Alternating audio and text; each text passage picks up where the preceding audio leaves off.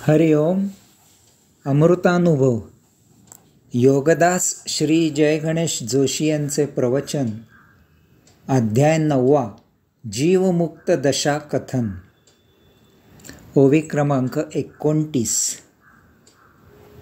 द्वैत दशेचे आंगण, अद्वैत वोगळे आपण, भेद तव तव दुण अभेदासी. अर्थात द्वैताच्या प्रांगणात अद्वैत नांदत असते. द्वैतामध्ये जितका भेद वाढत जाईल त्याच्या दुगणे अद्वैत वाढत जाते. येथे माऊली आत्मपरब्रह्माचा एक खास विशेष सांगत आहेत. यासाठी त्यांनी येथे 3 गोष्टी सांगितल्या आहेत.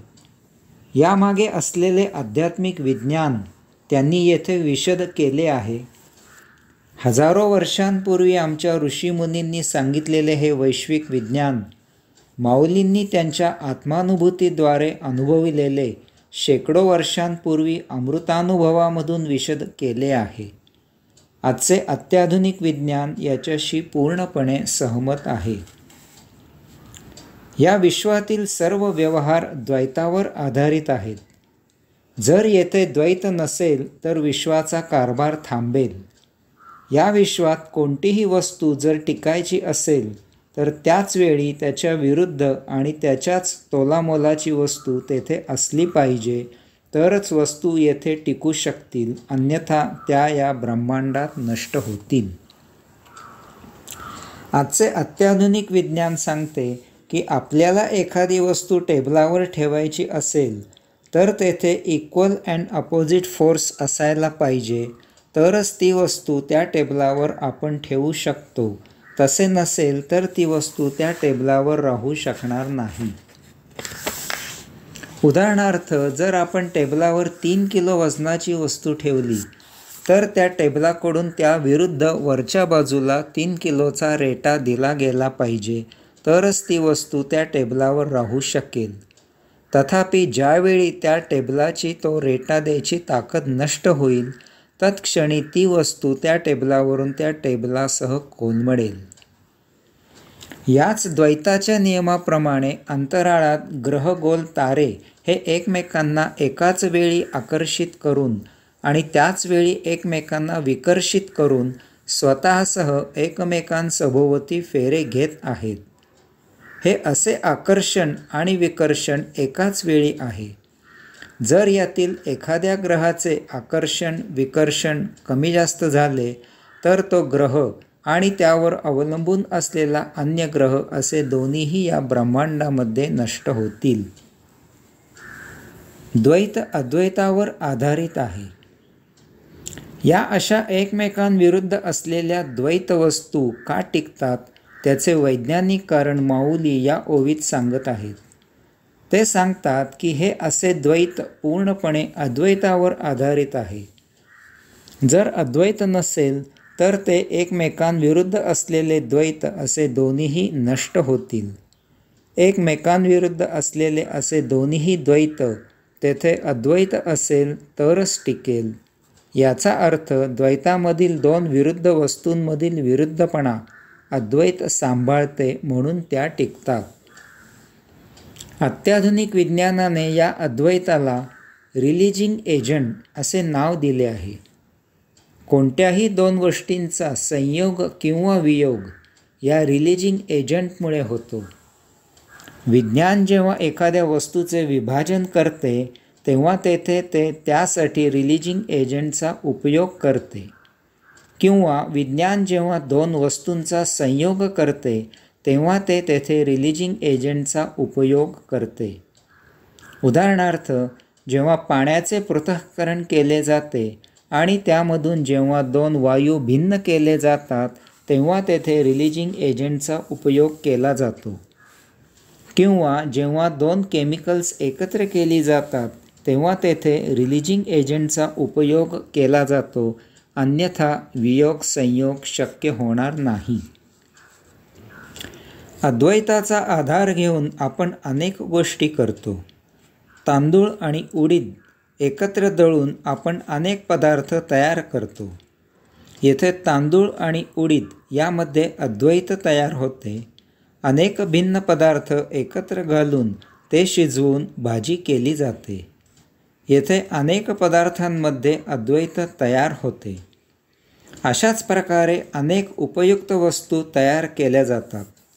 सुखदुःख या परस्पर विरुद्ध गोष्टी एकाच भावनेवर आधारित आहेत, कारण एकाला ज्या गोष्टीमुळे सुख होते त्याच गोष्टीमुळे दुसऱ्याला दुःख होते. येथे दोघांमागे भावना असते. याच कारणाने दुःखाप्रमाणेच सुखाचे वेळीही डोळ्यात अश्रू येतात. द्वैतामधील विरुद्धपणा वाढतो तेव्हा तेथे अद्वैत त्याच्या दुप्पट वाढते. माऊली त्यापुढे आणखी असे सांगतात की जेव्हा त्या द्वैतामधील विरुद्धपणा वाढतो तेव्हा तेथे अद्वैत त्याच्या दुप्पट वाढते, तरच त्यांच्यातील विरुद्धपणा वाढू शकतो, टिकू शकतो. उदाहरणार्थ, मागील टेबलावरील वस्तू 3 किलो ऐवजी 33 किलो ठेवायची असेल तर वाढीव 30 किलोसाठी खालून 30 आणि वरूनही 30 असे 60 किलोचे रिलीजिंग एजंटचे काम होईल, बरोबर वाढीवाच्या दुप्पट. समजा की 2 मित्रांमध्ये काही कारणाने शत्रुत्व आले आणि ते एकमेकांचे तोंड पाहायला लागू नये म्हणून विरुद्ध तोंडे करून 2-2 किलोमीटर्स दूर झाले, तर त्यांच्यात अद्वैत बरोबर दुप्पट 4 किलोमीटर्स अंतर होईल, कारण दोघेही तितकेच अंतर दूर निघून जातील. याला अद्वैत असे का म्हणतात? तर समजा की हे मित्र त्यांच्यात शत्रुत्व आल्यामुळे असेच एकमेकांविरुद्ध तोंड करून चालू राहिले तर पृथ्वी गोल असल्यामुळे ते एक वेळ एकमेकांसमोर येतील आणि त्यांच्यात पुन्हा मैत्री होईल. या विश्वात काहीही टिकाऊ नाही. आजचे सुख उद्याचे दुःख असते आणि आजचे दुःख उद्याचे सुख असते. हे सर्व या द्वैतामधील आधार असलेल्या अद्वैतामुळे घडते. स्वर्ग आणि नरक यामध्ये महाविलक्षण अद्वैत काम करत असते. यामुळे स्वर्गामधून नरकात आणि नरकामधून स्वर्गात ये जा सुरू असते. आजचा राव उद्या रंक होतो आणि आजचा रंक उद्या राव होतो. या सर्वांमध्ये 2च टिकतात आणि सदानंदी असतात, कारण त्यांना द्वैतात असूनही अद्वैत प्राप्त होते. एक जो मूलतःच वर्तमानात जीवन जगतो आणि 2 जो या दोहोच्याही पलीकडे जीवन जगतो. याचा अर्थ एक तर जे असे जितके जेव्हा मिळते त्यात पूर्ण तृप्त आणि समाधानाने राहा, किंवा साक्षात्कारित्वा कैवल्यात स्थित व्हा. वर्तमानात अद्वैत आहे आणि कैवल्यात आत्मपरब्रह्म आहे. दोन्हीही प्रकारे परम आनंद आहे. यामुळे स्वर्ग आणि नरक यापेक्षा मृत्यूलोकात पूर्णत्वाने अद्वैत प्राप्त करा आणि किंवा शून्यत्वाने मुक्ती प्राप्त करा. ओवी क्रमांक 30. कैवल्याही चढावा करीत विषय सेवा, आला मृत्यू भज्य कालोवा भक्तीच्या घरी. अर्थात विषय कोणताही असला तरी कैवल्य नेहमीच वरचढ राहते. भक्तीच्या घरी भक्त आणि भगवंत एकरूप होतात. माऊली म्हणतात की भक्तीच्या घरी भक्त आणि भगवंत एकरूप होतात.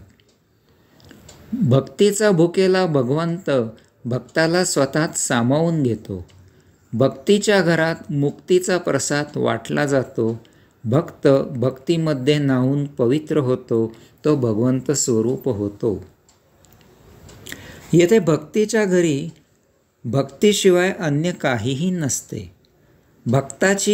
भक्ताशिवाय अन्य काहीही अवस्था नसते.